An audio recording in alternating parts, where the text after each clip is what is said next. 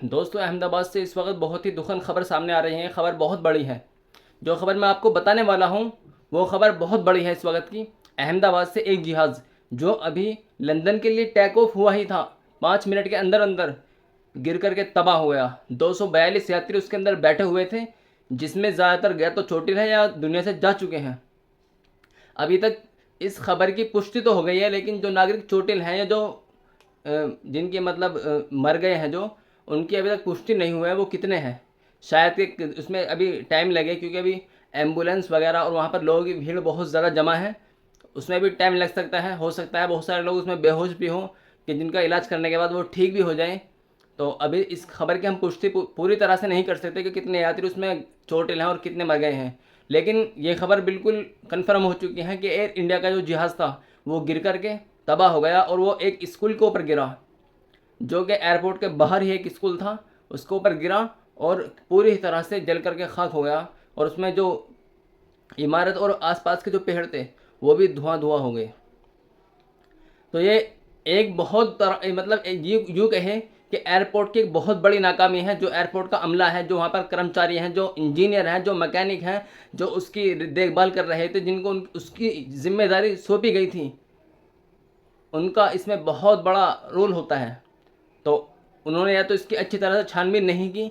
5 minute के अंदर हवाई जहाज़ का क्रैश होना, ये एक कितना गंभीर हो सकता है ये आप सोच सकते हैं कि सिर्फ 5 मिनट के अंदर ही टैक ऑफ करते ही गिर गया।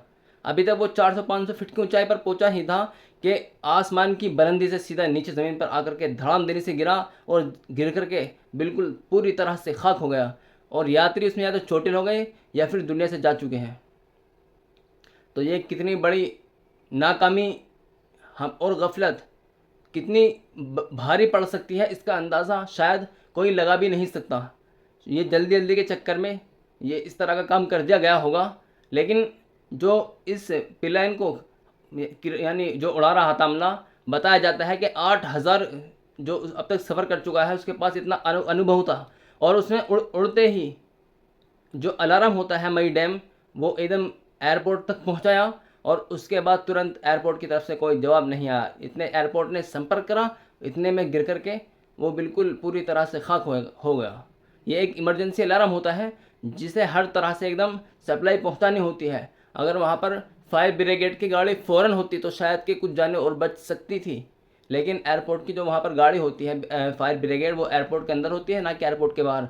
जब तक वहाँ पर एयरपोर्ट की जो गाड़ी फायर ब्रिगेड थी वहाँ पर पहुँची, उस वक्त तक उसमें बहुत ज़्यादा नुकसान हो चुका था। और पता नहीं जो एयरपोर्ट का अमला है वो बचा, या मतलब जो हवाई जहाज़ का जो अमला है, जो नर्स होती है, मतलब एयर होस्टेस वगैरह होती हैं और पायलट वगैरह होते हैं, वो किस हाल में है, इस खबर की भी सही तरह से पुष्टि नहीं है। जैसे जैसे हमारे पास इस चीज़ की अपडेट आती रहेंगे हम आप तक पहुंचाते रहेंगे। बने रहे हमारी वीडियो के साथ। अभी तक हमारे पास सिर्फ इतनी ही खबर पहुंची है कि एयर इंडिया का जो विमान है वो पूरी तरह से क्रैश हो गया है, और 242 यात्री उसमें सवार थे।